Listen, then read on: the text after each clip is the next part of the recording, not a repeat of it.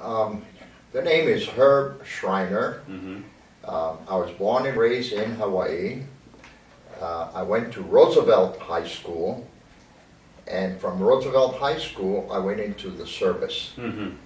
And my mother was Hawaiian, Portuguese lady. Aha. My daddy was Hawaiian German. Aha. That's why I have the German name. So she was proud that her sons would think about other people less fortunate, Mm-hmm. like Mm-hmm. you know, the Korean War Mm-hmm. and the memories that I have. Yeah. So being grown up here, it was a real good life. Mm-hmm. That's the old Hawaii, Mm-hmm. the old Hawaii. All of them. Before all. Okay. But I surfer. I used to surf outside of Waikiki. Aha. Uh-huh. There you go. Yeah. So everything looks good, Mm-hmm. you know, for my life as a child. Korean War first broke out in 1950. 18. 18-year-old. What were you doing at the time? School. You were in the I school? was just getting out of school. Yeah. Getting just graduating. Just graduating. What was your first reaction when you heard about this and when you... My first reaction was, where's Korea? Aha. Who's Korea? Yeah. You know, where is it? So look on a map and we Mhm. see it way far away. Uh-huh. And looking at it saying, why? Why a war? Yeah. You know, why a war? So I went into the military right after high school Mm-hmm. and took my basic at Schofield. which- But did you join the military after you heard about the Korean War? No. Oh, okay. I was already Before. in. Yeah, I was in. already in the Air Force. Yes. Yes. And you then- volunteered, right? Yeah, I volunteered when I went to Kirtland Air Force Base, Kirtland and Albuquerque, New Mexico. I went there, and that's where we learned about the Sabre jets. And then we took it to another place where it was cold, very cold, to see how they would stand up to your cold weather. And then from there we went to Korea. Mm-hmm. So what was your... You said that where is Korea and why Korean War Yeah. there, but Yeah. were you afraid of being there? Were you afraid that you had to No, fight there? I was not. No, I was not. I'll be very honest with you. I was not. Okay, yeah. I was at the time young and reckless. You understand? Yeah. I was young and I wanted to go and help the people because my mother and dad brought us up to help others less fortunate. Yeah. Mm-hmm. So it was no problem for me to volunteer. My brother, 17 years old, volunteered. Mm-hmm. And we'll talk about that later. Yeah, yeah. So, is there any other member of your family that actually participated in the Korean War? No, just my brother and I. The other two in Two of Vietnam. you? Yeah. Out of 4 boys? Yeah, 2 of us in Korea, and then the other 2 in Vietnam. What's his name? Alan Alan Schreiner. Alan, yeah, Alan Schreiner. Was younger brother or? Younger. Younger brother. Yeah. Was he in the military too? Yeah, he went into the military, but he went in the infantry Mm-hmm. because he wanted to go there and help. He was all. My mother had to sign for him Oh. to go because he was 17 years old. Oh, okay. And she signed for him, and she took that to the grave. But I told her that, you know, Alan was a type of kid that if you tell him jump off a 3-story building with a parachute, he'd do it, even though he knew it would. But he was a honest person, very dedicated. And when he went into the military, he was proud that he was going to Korea. So 2 of you already were in the military. Right. Oh. Yeah. Wow, that's a great courage and contribution. So, what was your family's reaction that 2 boys had to leave for Korea to fight against communists? They felt bad. Yeah. My father worked at Pearl Harbor, Mm. so he was there on December 7th. So he understood that when we volunteered, we wanted to go. He understood, but he did tell us, "You better think about it because you don't know anything about Korea." What city did you Kimpo work? Air Base, Kimpo Seoul, Airport. right outside of Seoul. Kimpo. It's changed. The name changed now. It's not Kimpo. Yeah, still Gimpo. Yeah, That's it. Oh, yeah, I yeah. thought. Yeah, it's Gimpo Airport. Oh, yes. Yeah. So, Did you fly over the Pacific to get into the Korea, Yes. or did you Yes. actually walk? We flew over Oh, really? on a C-124, the big bulge one, yeah? Yeah. And they flew us over, and we landed, I think, in Tachikawa, in Japan. Mm-hmm. And from there, we went to Seoul, Kimpo Air Base. Mm-hmm. So tell me about your first impression when you landed in Korea. What was like? What kind of impression do you have? The impression was that the aircraft we flew in, the front would open, Uh-huh. and we let out the stench. Oh. Stunk. Oh. Very bad. What was it? It was the patties and the honey buckets and stuff. Uh-huh. Uh-huh. So What was but the you get- scenery that you saw? Was it No, it was war torn. uh-huh. It was war Not torn. much left, right? Not much left, except villages with people, young people, the people bathing in the Han River. Mm-hmm. Oh. Yeah, Anything else? that's Can you- about it. It just getting settled down at the air base, receiving the aircraft, Mm-hmm. and getting them ready for flight. And they flew these missions at what we call MiG Alley Mm-hmm. to keep the enemy from bombing the troops, and then we gave ground support. They would call the base and let us know that they're stuck on hill number 10, and then the pilots would fly and strafe and drop napalms if it was necessary. How many aircraft and what kind of aircraft actually were there at the King? F-86s, there was maybe 20. 20? Maybe 20, Uh-huh. yeah. Uh-huh. Yeah. And F8, you said F-86 is 86, the Sabre, yes. the Sabre, first yeah. Sabre jets. Yeah, the first Sabre jets. Yeah. The base was guarded by the U.S. Marines and the Rock Army. Mm-hmm. They help us. But personally, no, I did not work with anyone close. Mm. The only person we was close with was the houseboy. Houseboy. Yeah. Do you remember his name? Oh no, I'm sorry. I wish I knew. How old was he? He was maybe 8, 9 years old. Uh-huh. Young boy. Young boy. How many? One? Just Only one? one used Uh-huh. to come in. Yeah. What did he do? He would come and clean, Uh-huh. wash the clothes, if you know. That's really... So we would pay him for. Did you? Oh yeah. Very good. No. Uh-huh. Remember, I told you my parents brought me up to respect and help people less fortunate. Yeah. Mm-hmm. And it was good because when we went to Seoul on a jeep to go, the people living in cardboard boxes, Mm-hmm. little kids brush teeth with the water, Mhm. clean the people in the home. And to see that these families, are so, it's hard to say because they were going through a lot. They were going through a lot, And they used to, in fact, I think I have a picture of a little boy begging for candy or something. Yeah. I think I have that picture yet. Yeah. Yeah, and so I think that personally, I think that the war was a tragedy. We lost a lot of people. Your people lost too. Yeah. It's not only the Americans. You people lost. Much more Korean civilians Yes, yeah. and soldiers died. Yeah. Yeah. Right. Uh-huh. Any other images that you can recollect from the Seoul area? How often did you make trip to Seoul with the jeep? Twice. Twice. Yeah. And Yeah, because the restrictions, So we went there to observe. That's where I seen the young people and the older people bathing in the Han River.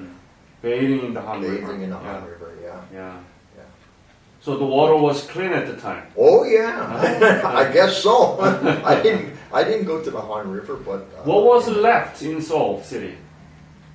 oh, Nothing left? I have if I can find the artifacts, I have a picture of the buildings bombed out in Seoul, the buildings that were bombed. Yeah. What was the living condition in your base? In our base was good. Could you describe? We had tents. Tent. Yeah. So you slept so we in lived, a tent. Yeah, we slept in a tent. Yeah. Wasn't it too cold? No, it was real cold. Okay, well, Alan volunteered and went to Korea as an infantryman. And he was up there, I think, maybe 3-4 months where he lost his life. He was killed, stand on a landmine. He came back in a bag. Oh. So it took me many, many years to find out if that was my brother. I see. You know, because they could bring anything back and say, that's your brother. Yeah. And so I finally found out exactly where he died, the day he died and everything. So where was it and when was it? It was in 52, I think. Early part of 52. It was in the beginning of the war, actually, 51, 52. Exact dates I don't have. And he was a real gung-ho kid. He was dedicated to the military. And so I'm trying to keep his memory alive because he did the ultimate sacrifice. Yes. It was by punch bowl. Punch bowl? By punch bowl, yeah, in that area up there where he died. Yeah. And I remember when we got the information that he was killed, it was hard, very hard. Must be. I'm still dealing with it. Yeah. I'm still dealing with it because he and I were very, very close. When did you know about his death? Right after he was killed. I was stationed at Hickam. No, at Clovis, New Mexico. I brought it to the grave that, she kept telling me, I hope I didn't sign. I said, Alan could have got killed by a truck walking across the street. You don't know, and his destiny was that, and I says, I came back and maybe it's an omen that, your brother sacrificed, but I'm going to let you come home and bring the Korean War information over to the younger generation. We have a program here that it's Tell America, and we go to the schools and discuss these things. Yes. Yeah. And the number one question I get when I go there is, were you scared? The kids would say, well, were you scared? Yeah. Well, yeah, we were scared. We're young. And all of a sudden you hear the boom, boom, and and casualties coming, and all of a sudden you realize that, wow, you're in a combat area. But it was a good experience. I'm very happy that I went through that because I've seen what you people have done to South Korea. Hawaii, for some reason, Hawaii is a military town. That's right. So they understand. When you come back, they would understand. Now, somebody in a small town, where they don't see as much people in the military, well, yes, they would ask a lot of questions. But they kind of step back and say, let him heal. Let him heal. So it's quite different. Yes. Compared to the mainland. Yes. When the Korean War veterans came back to their home and the people around, neighbors and, they were asking to those Korean War veterans that where have you been? Meaning that they were really not, knowing anything about Korea, but not in Hawaii because... Yeah, they would say, well, Jesus, nice to see you back. Yes. But they respected you. Now, there may be some families that, would go on and on and on and on about the war and about it was wasted and all. Yeah, I'm sure there were people like that. But so, could you describe the overall impact of Korean War in your life? The impact, it made me a better person. It made me understand that I was living a life of leisure. I had food, I had school, I had sports, I had all these things. And going to Korea and see that these young people did not have the opportunity to do what I could do. That was the biggest impact because I felt not sorry but sad. I felt sad that these little kids had to grow up like that, you know. So when did you become the member of Korean War Veterans? And I heard that you are now the president, right? Yes. So what are you doing? Could you describe your role and your responsibility and authority? The activities that you are doing with your members? Yeah, we go to all the memorials. We talk at schools. We help each other.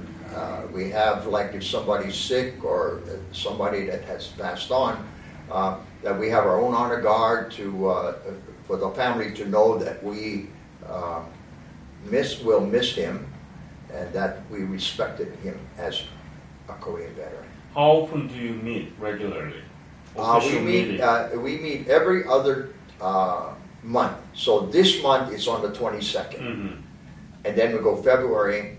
March is another, we go. So every other month we meet at Tripler Base. I see. The hospital.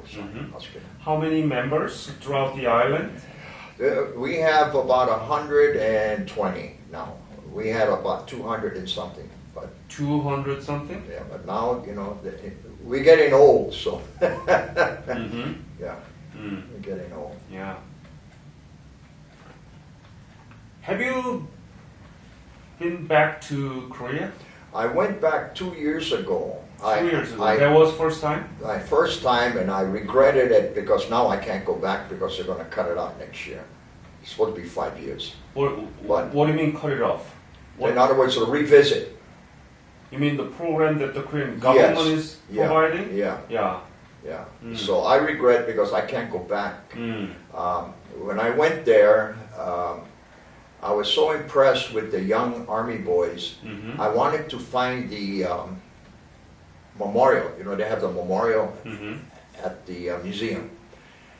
And 5 of the boys came to find me and take me to the memorial. I have pictures of that. They're pointing for me. This is your brother's name. That was very, very humble. Very humble. That they were there to help me find my brother's memorial. Oh, I see. Your brothers. Yeah. You have a clear picture of before and after. Yes. Before, I mean, you know, right after the Korean War. Right. And now, 60 years after that, what is the picture that you're seeing? The picture is survival, suffering, and come back on a revisit to see the progress that the South Korea has done. And the people that respect us. When I went on my revisit, young people would come up and bow and thank us for being to save their country. Now, to me, that is good. When you see a young person come up, the old people, they come up. They thank you for saving the country. You know, and so the good, I mean the bad and the good. Okay, we fought under these terms. We went back, invited by your government. We just didn't go back on our own. Your government took care of us when we went there to show us their appreciation. And that is my concept on the Korean before and after. What did you think about the Seoul city compared to the Gimpo that you saw when you arrived? Oh, well, I wanted to go there, but we were in a group, so I just couldn't go there. But when we flew over, I saw the air base. No, I mean the whole Seoul city. You took a tour, right? Oh, yeah. Yeah, what was your impression? Amazed. You know, like New York or something like, you know, the progress. And they were still building homes for the young people, you know. So it's quite exciting to go back and see this. Isn't that enormous accomplishment? Oh, definitely. Right? Yes. You know that Korea is now 12th largest economy Yes. in the world. Yes. With the size of a little bit bigger than Indiana, a state. Yeah. Right? It's a very small country. But you know that there is a Hyundai automobiles all around Hawaii. Yeah. You're using cellular phone made by maybe Lucky Gold stuff. I got Samsung. one. I got one. Yeah. Isn't that amazing? Yes, it is. And there's still progress, still doing electronics and stuff. Because in the Korean War, we did not have the pleasure of internet, so we could speak to our children and our wives and our parents. Yeah, we would have to wait 3-4 weeks, maybe a month or so, for a letter from mom and dad. That's the thing. So if we share this, and we share this every Tuesday, and we send out letters for the meeting and stuff, we send it to those who are handicapped that cannot make the meetings or in the hospital. Yeah. So that's part of it right there. But to keep the Korean War alive, keep it alive. It's my last question. What is your message to young generations for both United States and Korea? My message is that look back at the history of all these wars. Look back and feel that if I didn't want to go and I don't want to participate, what would happen to our country and the other countries? It is a sacrifice. It is a sacrifice. Today, everything is high tech, so it's high tech.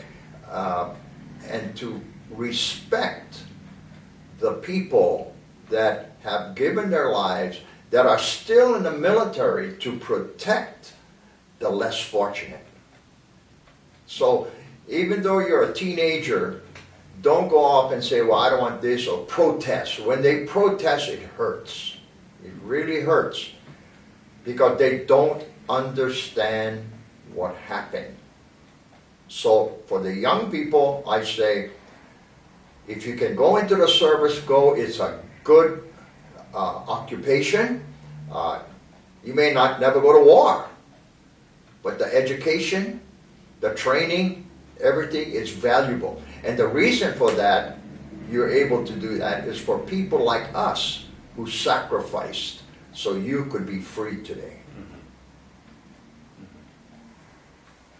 Any advice for the Korean War Veteran Digital Memorial that you saw? The advice would be that if you talk about the young ones, yeah? No, the digital memorial that I showed you in the website. Yeah, the website I think is very important because it gets the information out to everybody, not one little group. It's always, you got people from New York, Chicago, Hawaii, and, all these other places. And it's very important because I may see on the webpage a person that I served with in Korea. Because we're so far apart now. Many of my friends are gone. But I'm keeping it alive for my brother Alan. Yes, we really want to have your brother's memory into the memorial. Definitely. Please let us have those. And what you and your country are doing to us today, to remember, let the younger generation know what it is for freedom. Freedom is not free. Right. You don't get freedom unless you suffer. And you make sure that those under you get to enjoy the freedom.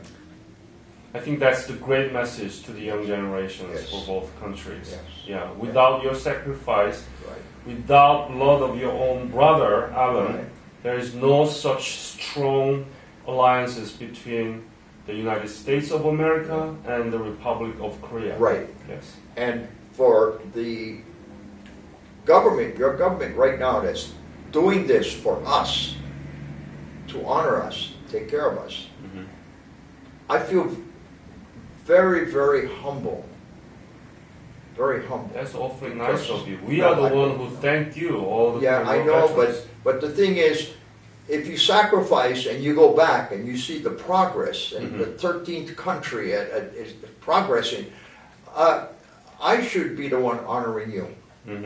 Seriously, because you have taken that freedom and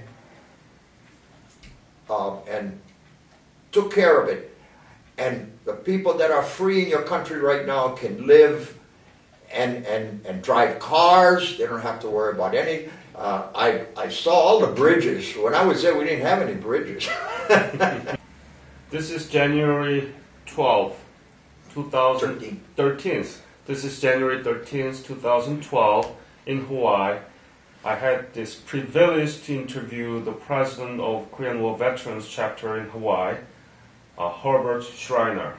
I want to thank you for this opportunity, and especially I respect your family and your brother, Alan, for his blood. And that blood never been wasted. No. And that's what Korea is now for. So thank you again, sir. Thank you very much.